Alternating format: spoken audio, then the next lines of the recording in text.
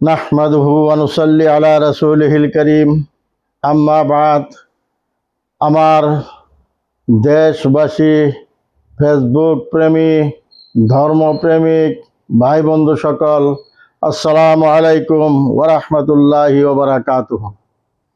আমি আপনাদের সবাইকে পবিত্র মাহে রমজানের প্রথম 10 দিনের শুভেচ্ছা জানাচ্ছি, যাতে আল্লাহ পাক রব্বুল ইজ্জত সবাইকে এই মাহে রমজানের 10টি রহমতের দিন পালন করার পূর্ণ পর্যায়ে তৌফিক দান করেন। সবাই বলেন আমিন।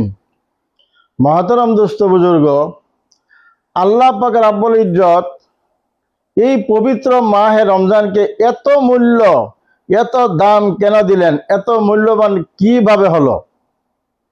কারণ পবিত্র এই রমজান মাস আজকে 1500 বছর আগেও ছিল। হুজুর সাল্লাল্লাহু আলাইহি সাল্লাম দুনিয়াত আসার আগে এই রমজান মাস ছিল, এই 12 মাসে ছিল। তখন কিন্তু রমজান মাসের এই ধরনের সম্মান, এত গুরুত্ব ছিল না। তার কারণটা কি? আল্লাহ পাক রব্বুল ইজ্জত বলেছেন, শাহরু রমাযান আল্লাযী উনজিলা ফীহিল কুরআন। আল্লাহ পাক বলেন যে এই সময়, এই পবিত্র মাসে, রমজান মাসে এই কোরআন নাজিল হয়েছিল না। কারণ হুজুর পাক সাল্লাল্লাহু আলাইহি সাল্লাম দুনিয়াত আসার পর যখন রমজান মাস আসলো, তখন এই রমজান মাসে কোরআনুল কারীম বিশ্ব গ্রন্থ কিতাব আল্লাহ পাক রব্বুল ইজ্জত এই পবিত্র মাহে রমজানে নাজিল করেছেন। গতিকে সেই রমজান মাসটা এত মূল্যবান হয়েছে।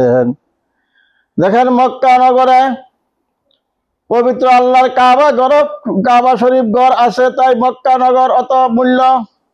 মদিনা মুনওয়ারাতে বিশ্ব নবী হযরতে মুহাম্মদ মুস্তাফা সাল্লাল্লাহু আলাইহি সাল্লামের রোজা মুবারক আছেন বলে মদিনার এত দাম। সেইভাবেই এই পবিত্র মাসে কোরআন আল্লাহ পাক রব্বুল ইজ্জত অবতীর্ণ করেছে, তাই এই মাসের এত মূল্য। বলেন সুবহানাল্লাহ।